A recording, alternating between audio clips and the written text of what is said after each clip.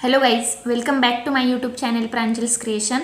And आज का ये वीडियो स्पेशली उन स्टूडेंट्स के लिए है जिन्होंने अभी अभी जीपैट एग्ज़ाम दिया है एंड जीपैट एग्ज़ाम डिफ़िकल्ट जाने की वजह से वो निराश हो गए हैं एंड निराश होकर एंड डिप्रेस होकर एक जगह पर बैठ गए हैं एंड अभी उनका कुछ भी करने का मन नहीं हो रहा है। एंड ये बात उन्हें कंफर्म हो गई है मार्क्स काउंट करके कि वो जीपैट क्वालिफाई नहीं हो सकते, ये बात उन्हें कंफर्म हो गई है एंड ये स्टूडेंट निराश हो गए हैं। सो मैं आप लोगों से रिक्वेस्ट करूंगी कि गाइज प्लीज़ ये वीडियो देखिएगा, स्टार्ट टू लेकर एंड तक इस वीडियो को देखिएगा।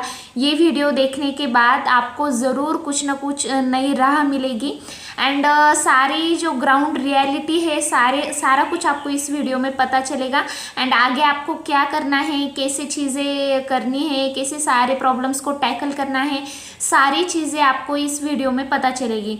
तो स्टार्ट टू लेकर एंड तक इस वीडियो को ज़रूर देखिएगा। तो देखिए गाइज, अगर जीपैट एग्ज़ाम होने के बाद आपने अपने मार्क्स कैलकुलेट कर लिए एंड आप कट ऑफ जो भी एस्टिमेटेड कट ऑफ बताया जा रहा है यूट्यूब पर वेरियस कोचिंग क्लासेस की तरफ से, उस एस्टिमेटेड कट ऑफ में आप फॉल नहीं कर रहे, आप उसके बहुत ही पीछे हैं, आपके मार्क्स उससे बहुत ज़्यादा पीछे हैं एंड आपको ये लग रहा है कि अब आप जीपैट क्वालिफाई हो नहीं सकते, तो देखिए आपसे मैं यही कहूँगी कि निराश बिल्कुल मत होइए, सैड बिल्कुल मत होइए।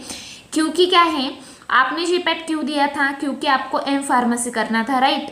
तो अगर आपको एम फार्मेसी करना है तो जितने भी मार्क्स आपको मिलेंगे, चाहे वो कम ही क्यों ना हो, उस पर कोई ना कोई अच्छा कॉलेज, कोई ना कोई एम फार्मेसी के लिए कॉलेज तो आपको मिल ही जाएगा। जी हाँ, मिल ही जाएगा। आप क्वालिफाई भी नहीं हो एंड आपके मार्क्स भी कम है, फिर भी आपको एम फार्मेसी के लिए कॉलेज मिल ही जाएगा, आपका एडमिशन ज़रूर होगा एम फार्मेसी में। अभी आप कहोगे कि दीदी एडमिशन तो मिलेगा पर स्टाइपन नहीं मिलेगी। तो देखिए, स्टाइपन के बारे में मैं आपको बताती हूँ, ध्यान से सुनिएगा, ओके। तो जीपैट क्वालिफाई करने के बाद सभी क्वालिफायर्स को स्टाइपन मिलती है, ओके, ये बात आपको पता है। बट आपको ये बात शायद नहीं पता होगी कि अगर आप स्टाइपन लेते हो तो आप स्कॉलरशिप नहीं ले सकते एंड आप स्कॉलरशिप लेते हो तो स्टाइपन नहीं ले सकते। मतलब आपको या तो स्टाइपन मिलेगी या तो स्कॉलरशिप मिलेगी। इट मीन्स आपको बी फार्मेसी में, सपोज करो कि आप ओबीसी कैटेगरी से है, एनटी एसटी किसी भी कैटेगरी से हैं, आपको बी फार्म में स्कॉलरशिप मिल रही थी, ओके, क्योंकि आपका कैप थ्रू एडमिशन हो गया था एंड आपको जो है स्कॉलरशिप मिल रही थी। तो अगर आप एम फार्म में भी एडमिशन लेते हो तो आपकी कैटेगरी की जो भी स्कॉलरशिप है वो आपको मिलेगी ही। अगर आप क्वालिफाई भी नहीं हो फिर भी आपको वो स्कॉलरशिप मिलेगी, भले ही आपको स्टाइपन ना मिले, आप क्वालिफाई नहीं हो, बट आपको वो स्कॉलरशिप कैटेगरी की जो बी फार्म में मिलती थी वो स्कॉलरशिप आपको एम फार्म में भी मिलेगी। इट मीन्स कि भले ही आप जीपैट क्वालिफाई नहीं हो लेकिन आप अगर रिजर्व कैटेगरी से हो तो आपको स्कॉलरशिप तो मिलने ही वाली है। तो इसमें आपका फाइनेंशियली कुछ भी लॉस नहीं हुआ है। अगर आप जीपैट क्वालिफाई नहीं होते हो तो भी आपका कोई फाइनेंशियली लॉस नहीं होने वाला है। आपको स्टाइपन भले ही ना मिले बट आपको स्कॉलरशिप मिल रही है, तो इसके लिए आपको ज़्यादा कॉलेज की फ़ी पेड करने की ज़रूरत नहीं है। तो देखिए, मैं मेरा एग्जांपल देती हूँ कि मैंने जीपैट क्वालिफाई किया था, I am GPAT qualify and मैंने जब एम फार्मेसी में एडमिशन लिया तब मेरे पास दो ऑप्शन थे, या तो मैं स्कॉलरशिप ले सकती थी या तो मैं स्टाइपन ले सकती थी। तो मैंने क्या चूज़ किया होगा? तो मैंने चूज़ किया है स्कॉलरशिप। जी हाँ, मैंने स्कॉलरशिप चूज़ किया है, मैंने स्टाइपन नहीं लिया। मैं जीपैट क्वालिफाई थी फिर भी मैंने स्टाइपन नहीं लिया। तो क्यों नहीं लिया? क्योंकि अगर मैं स्टाइपन लेती तो मुझे कॉलेज की पूरी फ़ी पेड करनी पड़ती, ओके। कॉलेज की फ़ी 1 टाइम या फिर 2 टाइम पे करनी होती एंड फिर स्टाइपन के सारे झंझट मुझे ही करने पड़ते। फिर स्टाइपन के लिए जो भी कुछ डॉक्यूमेंट्स चाहिए एंड फिर ऑल दैट जो भी कुछ झंझट थे वो सभी मुझे ही करने पड़ते एंड जब स्टाइपन आती तो वो मेरे अकाउंट में आ जाती। तो एंड स्कॉलरशिप का कैसे है? अगर मैंने स्कॉलरशिप ली है तो इससे क्या हुआ कि ये कॉलेज की जिम्मेदारी हो गई है कि स्कॉलरशिप फॉर्म वही भरेंगे एंड स्कॉलरशिप आएगी तो उन्हें स्कॉलरशिप आएगी, थोड़ी बहुत फ़ी है वही हमें पे करनी होगी कॉलेज को। एंड अगर मैं स्टाइपन लेती तो मुझे जो भी कुछ हमारी एम फार्मेसी की फ़ी होती 1 लाख 1.5 लाख जो भी कुछ फ़ी होती तो वो मुझे खुद को पे करनी होती एंड फिर जो भी स्टाइपन की अमाउंट होती वो हर महीने मेरे अकाउंट में आ जाती। तो मुझे उससे बेहतर ये लगा कि मैं थोड़ी जो भी कुछ मेरी कैटेगरी की फ़ी है वही पे कर दूँ एंड स्कॉलरशिप ही ले लूँ गवर्नमेंट की, सो उससे मेरे झंझट कम हो गए। तो अगर आपकी ये गलतफहमी होगी ना कि अगर मैं जीपैट क्वालिफाई होती या होता तो मुझे स्कॉलरशिप भी मिलती जो बी फार्म में मिलती थी एंड स्टाइपन भी मुझे एक्स्ट्रा मिलती, तो जी नहीं, ऐसा नहीं होता, डबल बेनिफिट नहीं मिलते, आपको एक ही बेनिफिट लेना पड़ता है, या तो स्कॉलरशिप या तो स्टाइपन। देखिए, आप सोच सकते हैं कि मैंने जीपैट क्वालिफाई होते हुए भी स्कॉलरशिप ली है and most of the people जो भी कैटेगरी में हैं, कैटेगरी है उनकी रिजर्व कैटेगरी में से वो है, तो वो यही करते हैं, वो स्टाइपन के अलावा स्कॉलरशिप ही लेते हैं जबकि वो जीपैट क्वालिफाई है फिर भी। एंड देखिए, अगर मैं जीपैट क्वालिफाई नहीं भी होती फिर भी ये स्कॉलरशिप तो मुझे मिल ही जाती, तो मतलब सेम हो गया, क्वालिफाई हूँ फिर भी मैंने स्कॉलरशिप ली, नहीं भी क्वालिफाई होती फिर भी स्कॉलरशिप तो मुझे मिलती ही।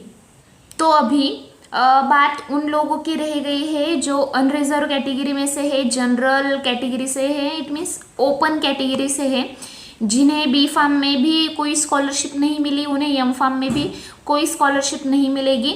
तो ऐसे स्टूडेंट के लिए थोड़ा सा प्रॉब्लम है कि अभी वो मास्टर्स अगर उन्हें करना है तो अगर उन्हें स्टाइपन नहीं मिलेगी तो उन्हें पूरी फ़ी पे करनी होती है एंड अगर वो क्वालिफाई हो जाते तो उन्हें जो है स्टाइपन मिलती, तो उससे उनका जो है थोड़ा फ़ायदा होता। तो अभी फाइनेंशियली उन्हें पैसे पे करने होंगे कॉलेज को अगर उन्हें एम फार्मेसी करना है तो। हाँ, तो उन लोगों के लिए थोड़ी सी निराशाजनक ये बात है। तो इससे क्या होगा, मैक्सिमम स्टूडेंट्स जो है वो फ़ी पे नहीं करेंगे एंड उनका एम फार्म का सपना जो है वो रुक जाएगा, वो एम फार्म नहीं कर पाएंगे क्योंकि वो क्वालिफाई नहीं हो पाए जीपैट, तो इसलिए वो एम फार्म नहीं कर पाएंगे। तो उन्हें मैं एक बात कहूँगी कि भले ही आपका एम फार्म का सपना स्टॉप हुआ हो लेकिन आपका सक्सेस स्टॉप नहीं हुआ है। जी हाँ, सक्सेसफुल होने के लिए एम फार्म ही करना ज़रूरी है ऐसा तो कुछ नहीं है, आप विदाउट एम फार्म भी सक्सेसफुल हो सकते हो एंड बहुत ज़्यादा सक्सेसफुल हो सकते हो। M Pharm is not mandatory to be the successful. जी हाँ, एम फार्म चाहिए ही सक्सेसफुल होने के लिए, ऐसा तो कुछ नहीं है। तो आप अपने एफर्ट्स, अपने जॉब में आपके एफर्ट्स आप दिखा सकते हो एंड उसमें आप बहुत ज़्यादा सक्सेसफुल हो सकते हो। तो स्पेशली ऐसे स्टूडेंट के लिए मैं कुछ एग्जांपल्स देना चाहूँगी, रियल लाइफ एग्जांपल्स देना चाहूँगी, मेरे खुद के एग्जांपल्स देना चाहूँगी जिससे कि आपको चीज़ें ज़रा समझ में आएगी। तो देखिए, अगर आप एम फार्मेसी नहीं करते, डायरेक्टली आप बी फार्मेसी के बाद जॉब कर रहे हो, ओके, बी फार्मेसी आपने कंप्लीट कर लिया, आपका जीपैट क्वालिफाई नहीं हुआ तो आप जॉब के लिए चले गए। तो देखिए, मैंने भी बी फार्म के बाद जॉब किया है, तो मेरा पीवी में, जी हाँ, फार्माको विजिलेंस में सिलेक्शन हुआ था एक मल्टीनेशनल कंपनी में एंड मेरे ही साथ कुछ ऐसे स्टूडेंट का सिलेक्शन हुआ था जिन्होंने जीपैट क्वालिफाई किया था, वो एम फार्मेसी भी कंप्लीट थे, बहुत ही अच्छे कॉलेज से, नंबर 1 कॉलेजेस से उन्होंने पुणे के एम फार्मेसी कंप्लीट किया था एंड वो स्टूडेंट और मैं एंड ऐसे और स्टूडेंट थे, मैं तो जो कि क्वालिफाई थी जीपैट, बट ऐसे भी स्टूडेंट थे जो सिर्फ बी फार्मेसी थे प्लेन, उन्होंने जीपैट भी क्वालिफाई नहीं किया था, वो सिर्फ बी फार्मेसी थे, मास्टर्स भी उन्होंने नहीं किया था। तो इन तीनों कैटेगरीज के स्टूडेंट, हम तीनों को सैलरी जो थी वो सेम थी, सेम पैकेज ऑफर किया गया था कंपनी की तरफ से। जी हाँ, सेम पैकेज था।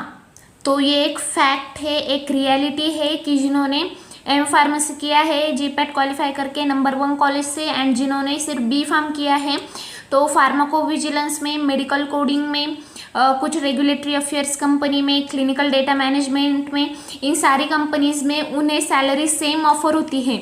ऐसा बिल्कुल नहीं होता है कि आपका क्वालिफिकेशन एम फार्मेसी है तो आपको ज़्यादा पैकेज एंड बी फार्मेसी वालों को कम पैकेज। जी नहीं, ऐसा बिल्कुल नहीं होता है, सबको सेम पैकेज ऑफर किया जाता है। तो ये एक रियलिटी है जो कि मैं आपके साथ शेयर करना चाहती हूँ।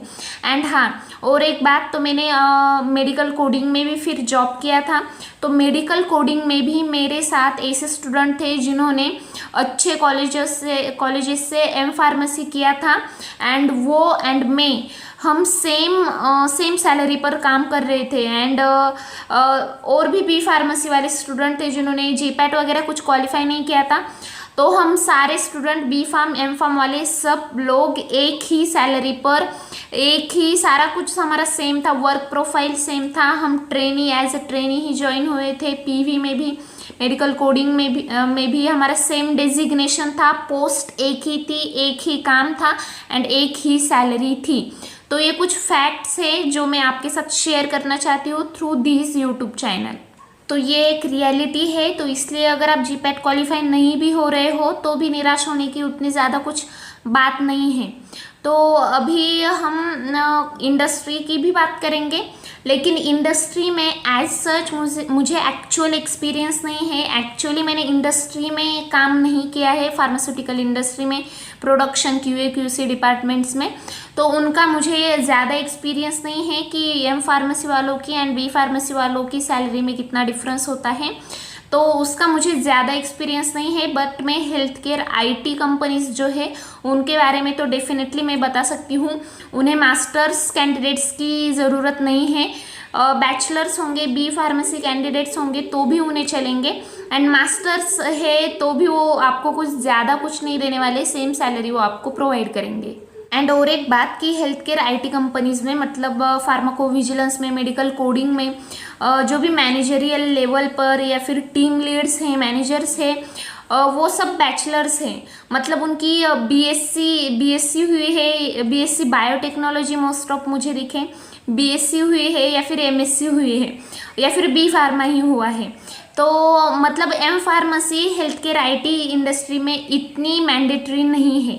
एंड एक और बात मैं आप लोगों को बताना चाहूँगी कि एम फार्मेसी में 2 इयर्स स्पेंड करने से अच्छा कि 2 इयर्स आपको वर्क एक्सपीरियंस हो। जी हाँ, ये मेरा पर्सनली मैं ऐसे सोचती हूँ, पर्सनल मेरा एक्सपीरियंस है एक, कि बी फार्म के बाद 2 ईयर एम फार्मेसी में स्पेंड करने से ज़्यादा प्रोग्रेस आपकी तब होगी जब आप 2 इयर्स वर्क एक्सपीरियंस लेते हो, एक्चुअली कंपनीज में काम करते हो, एक्सपीरियंस लेते हो। तो 2 इयर्स के बाद आपकी जितनी सैलरी होगी तो शायद एम फार्मेसी फ्रेशर को उतनी सैलरी भी नहीं मिलेगी। जी हाँ, अगर आप 2 साल अच्छे से एक्सपीरियंस लेते हो, कंपनी स्विच करते हो, तो आपको एक अच्छा पैकेज मिलेगा 2 ईयर एक्सपीरियंस के बाद, जो कि as a M pharmacy fresher आपको नहीं मिलेगा।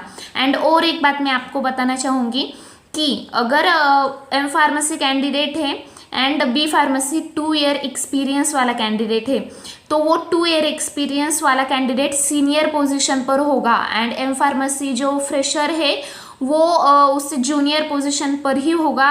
इट मीन्स वो तो ट्रेनी ही होगा। जी हाँ, अगर आप एम फार्मेसी के बाद भी या फिर बी फार्मेसी के बाद, आप बी फार्मेसी के बाद भी ज्वाइन करोगे तो भी आपको एज ए ट्रेनी ही लेंगे कंपनी वाले। एंड आप एम फार्मेसी के बाद भी ज्वाइन कर रहे हो फिर भी आपको ट्रेनी ही लिया जाएगा। जी हाँ, सेम डेजिग्नेशन पे आपको लिया जाएगा, आप ट्रेनी ही ट्रीट होंगे, चाहे आप एम फार्मा कर लो चाहे आप कुछ और कर लो, आपको ट्रेनी ही ट्रीट किया जाएगा। तो यही मैं आपको बताना चाहती हूँ कि आप 2 ईयर का वर्क एक्सपीरियंस लेते हो तो उससे आपकी प्रोग्रेस बहुत ज़्यादा हो सकती है as compare to M pharmacy करने से।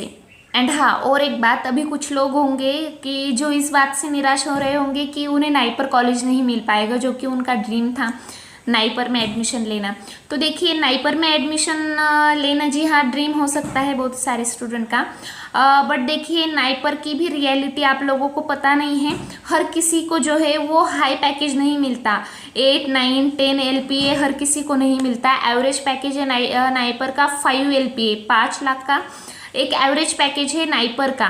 तो देखिए उतना पैकेज तो आपको 2 ईयर एक्सपीरियंस के बाद ही आपको उतना ही पैकेज मिलता है। तो इट मीन्स चाहे आप उस रास्ते से जाओ चाहे इस रास्ते से जाओ, मंजिल तो आपको मिलनी तय है।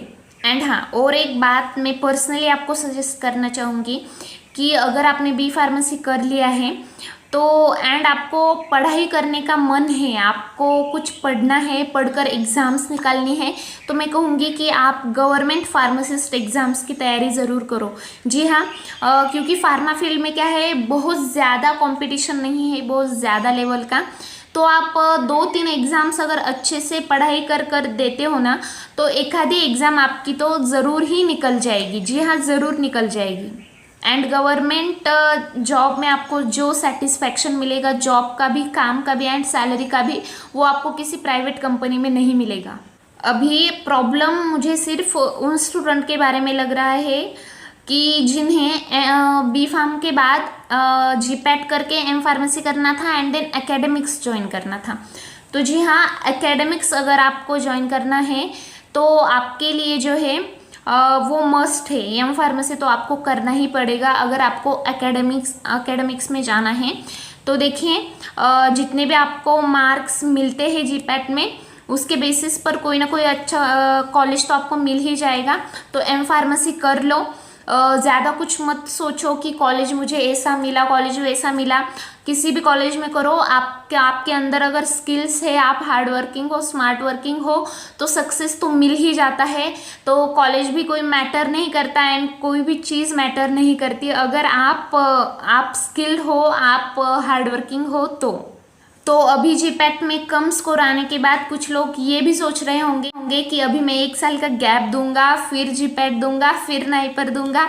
तो देखिए गैप बिल्कुल मत दीजिएगा गाइज, प्लीज़। ये मैं पर्सनली सजेस्ट कर रही हूँ आप लोगों को कि गैप बिल्कुल मत दीजिएगा, क्योंकि जीपैट ये कोई यूपीएससी या एमपीएससी एग्ज़ाम नहीं है जिसके बाद आपको डायरेक्टली एक class 1 class 2 as a job मिल जाएगी, high salary job, high reputed job मिल जाएगी। ऐसी एग्ज़ाम नहीं है। जीपैट के बाद आपको सिर्फ मास्टर्स में एडमिशन मिलेगा एंड मास्टर्स करने के बाद ही अगर आप सीनियर्स से पूछोगे तो जॉब की रियलिटी इज़ डेंजरस। हमारे पास इंडिया में ह्यूज अनएम्प्लॉयमेंट है, बहुत ज़्यादा अनएम्प्लॉयमेंट है। मास्टर्स भी कर लो चाहे आप, फिर भी अनएम्प्लॉयबिलिटी की संख्या बहुत ज़्यादा है। तो इसलिए गैप वगैरह मत दो। अपने लाइफ का जो वैल्यूएबल 1 ईयर है वो मत वेस्ट करो। किसी भी छोटे मोटे कॉलेज में एडमिशन ले लो, क्वालिफिकेशन कर लो एंड स्किल्स जो है वो डेवलप करो। तो स्किल्स डेवलप करने के बहुत ज़्यादा वेज है। यूट्यूब है आपके पास जिससे कि आप ये वीडियो सुन रहे हो।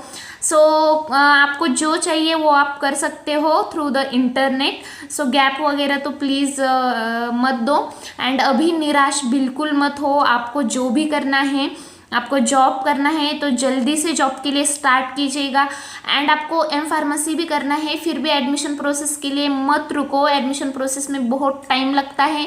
कहीं ना कहीं इंटर्नशिप करो, इंडस्ट्री में अप्लाई करो, 4-5 महीने, 5-6 महीने ही सही जॉब कर लो, एटलीस्ट आपको एक्सपीरियंस आएगा। सो इन सारी चीज़ों के बारे में आपको अभी सोचना है। निराश होकर मत बैठो। सो आई होप ये वीडियो आपको अच्छी लगी हो। अगर अच्छी लगी हो तो लाइक कीजिएगा, शेयर कीजिएगा, चैनल को सब्सक्राइब कीजिएगा एंड हाँ, कोई भी डिफ़िकल्टी हो, कोई भी डाउट हो तो नीचे कमेंट करना बिल्कुल मत भूलिएगा। So thank you so much for watching.